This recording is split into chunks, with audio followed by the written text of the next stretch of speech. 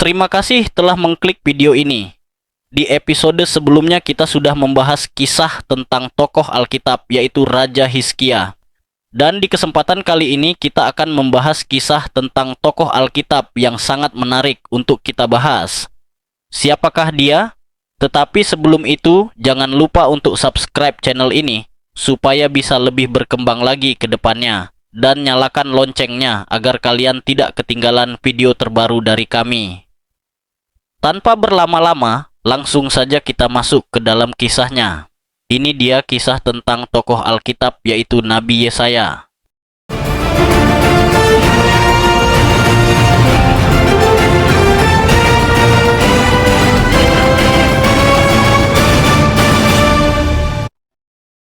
Hari ini kita akan menyelami kisah luar biasa dari seorang nabi besar dalam Alkitab yaitu Yesaya.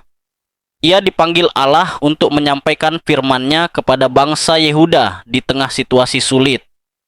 Kisah Yesaya bukan hanya catatan sejarah, tapi juga berisi nubuat tentang keselamatan yang digenapi dalam Yesus Kristus. Mari kita simak perjalanan hidup dan pelayanan Nabi Yesaya. 1. Latar belakang dan panggilan Yesaya. Yesaya hidup di zaman yang penuh gejolak, sekitar abad ke-8 sebelum Masehi. Saat itu bangsa Yehuda berada di bawah kepemimpinan beberapa raja, Uzia, Yotam, Ahaz, dan Hizkia. Kondisi bangsa Yehuda sedang tidak baik meskipun mereka masih menjalankan ibadah. Hati mereka jauh dari Tuhan. Kehidupan moral merosot, banyak penyembahan berhala, dan ketidakadilan sosial terjadi di mana-mana. Di tengah situasi ini, Yesaya menerima panggilan ilahi yang luar biasa, seperti dicatat dalam Yesaya pasal 6.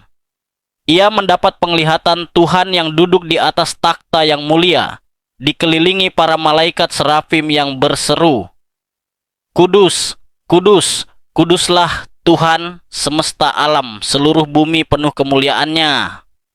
Penglihatan ini membuat Yesaya sadar akan kelemahannya. Ia berkata, "Celakalah aku binasa, sebab aku ini seorang yang najis bibir, dan aku tinggal di tengah bangsa yang najis bibir." Namun, Allah tidak membiarkan Yesaya dalam rasa tidak layak itu. Seorang malaikat menyentuh bibirnya dengan bara dari mezbah, melambangkan pengampunan dan penyucian dari dosa.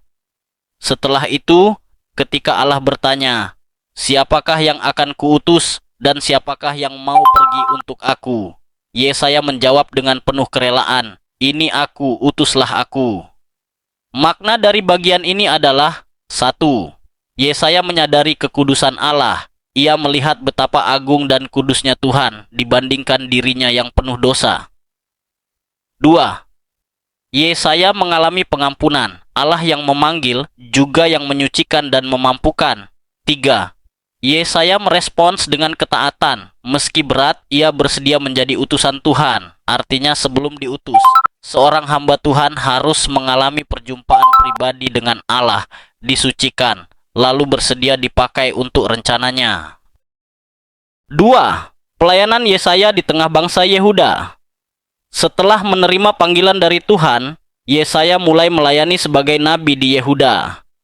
Tugasnya sangat berat, karena ia harus menyampaikan pesan kebenaran kepada bangsa yang keras kepala.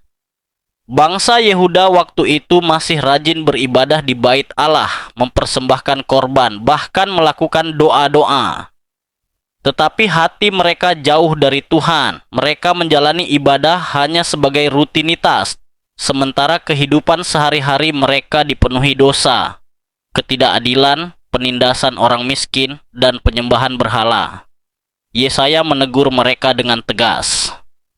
Dalam Yesaya 1 ayat 13-17, Tuhan melalui Yesaya berkata bahwa ia muak dengan korban dan ibadah yang palsu.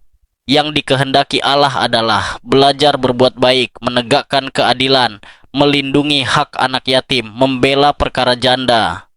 Selain itu, Yesaya juga berhadapan langsung dengan Raja Ahaz. Saat itu Yehuda terancam oleh bangsa-bangsa sekitar, dan Ahaz justru memilih mencari pertolongan dari kerajaan asing daripada mengandalkan Tuhan. Melalui Yesaya, Tuhan menegur Ahaz dan memberikan tanda luar biasa. Sesungguhnya, seorang perempuan muda akan mengandung dan melahirkan seorang anak laki-laki, dan ia akan menamakan dia Immanuel. Yesaya 7 ayat 14. Nubuat ini bukan hanya tanda bagi Ahaz, tetapi juga menunjuk jauh ke depan pada kelahiran Yesus Kristus, Sang Immanuel, Allah yang menyertai kita. Meski pesan-pesan Yesaya sering ditolak, ia tetap setia menyampaikan firman Tuhan. Ia tahu tugas seorang nabi bukan untuk menyenangkan manusia, tetapi untuk menyatakan kebenaran dari Allah. Makna dari bagian ini adalah: 1. Ibadah sejati bukan sekadar ritual, tetapi harus diwujudkan dalam kehidupan sehari-hari. 2. Mengandalkan Tuhan lebih penting daripada mengandalkan kekuatan manusia atau bangsa lain. 3. Kesetiaan Nabi Yesaya mengajarkan bahwa hamba Tuhan harus tetap taat, walaupun pesannya tidak populer. 3. Pengharapan akan Mesias. Salah satu ciri khas pelayanan Yesaya adalah nubuat-nubuatan mesianiknya. Kitab Yesaya penuh dengan janji dan pengharapan tentang seorang penyelamat yang akan datang untuk memulihkan bangsa Israel dan membawa terang bagi seluruh dunia. Karena itu, kitab Yesaya sering disebut sebagai Injil dalam Perjanjian Lama. Beberapa nubuat penting dari Yesaya tentang Mesias. 1. Mesias sebagai terang bagi bangsa-bangsa. Yesaya 9 ayat 1-5. Yesaya menubuatkan bahwa bangsa yang berjalan dalam kegelapan akan melihat terang yang besar. Seorang anak akan lahir, seorang putra diberikan, yang disebut penasihat ajaib, Allah yang perkasa, Bapa yang kekal, Raja damai. Nubuat ini mengarah langsung pada kelahiran Yesus Kristus. 2. Mesias dari keturunan Daud. Yesaya 11 ayat 1-2. Yesaya menggambarkan bahwa akan muncul tunas dari tunggul Isai, ayah Daud, dan roh Tuhan akan ada padanya. Ia akan memerintah dengan adil, membawa damai dan kebenaran. 3. Hamba Tuhan yang menderita. Yesaya 53. Inilah salah satu nubuat paling terkenal. Yesaya menulis tentang seorang hamba yang akan ditolak, dihina, dan menderita bagi dosa umat manusia. Ia tertikam karena pemberontakan kita.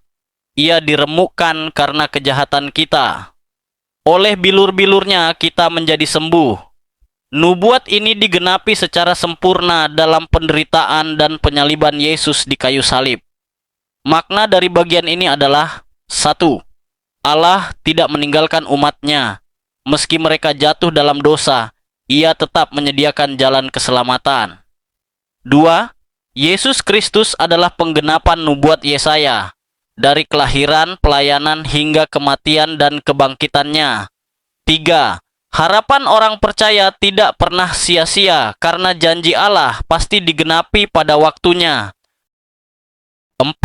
Pesan Yesaya bagi kita saat ini. Kisah dan nubuat Yesaya bukan hanya untuk bangsa Yehuda ribuan tahun lalu, tetapi juga relevan bagi kita pada zaman ini. Ada beberapa pesan penting yang bisa kita ambil. 1.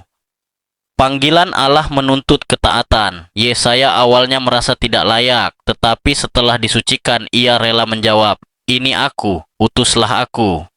Hal ini mengingatkan kita bahwa Tuhan tidak mencari orang yang sempurna, melainkan orang yang mau taat dan bersedia dipakainya. 2. Ibadah sejati lahir dari hati yang murni. Bangsa Yehuda rajin beribadah, tetapi hidup mereka penuh dosa. Tuhan melalui Yesaya menegur bahwa ibadah tanpa keadilan, kasih, dan kebenaran tidak berkenan di hadapannya. Pesan ini berlaku juga untuk kita. Iman sejati harus nampak dalam perbuatan sehari-hari. 3. Yesus Kristus adalah pengharapan sejati. Yesaya menubuatkan tentang Mesias, dan nubuat itu digenapi dalam Yesus. Artinya, hidup kita juga memiliki dasar pengharapan yang pasti. Meski dunia penuh masalah, dalam Yesus ada pengampunan, kesembuhan, dan damai sejahtera. 4. Tuhan selalu menyertai. Nama Immanuel yang dinubuatkan Yesaya berarti Allah menyertai kita. Ini menjadi janji bahwa kita tidak pernah berjalan sendirian, baik dalam penderitaan maupun dalam sukacita. Kisah Yesaya mengingatkan kita untuk hidup dalam ketaatan, pertobatan, dan pengharapan. Tuhan yang memanggil Yesaya juga memanggil kita untuk menjadi terang di tengah dunia ini. Kiranya melalui kisah Yesaya, kita semakin diteguhkan bahwa Allah selalu menyertai dan janji keselamatannya digenapi dalam Yesus Kristus. Terima kasih sudah menyimak. Jangan lupa like, share, dan subscribe agar semakin banyak orang diberkati melalui kisah Alkitab. Sampai jumpa di video berikutnya. Tuhan memberkati.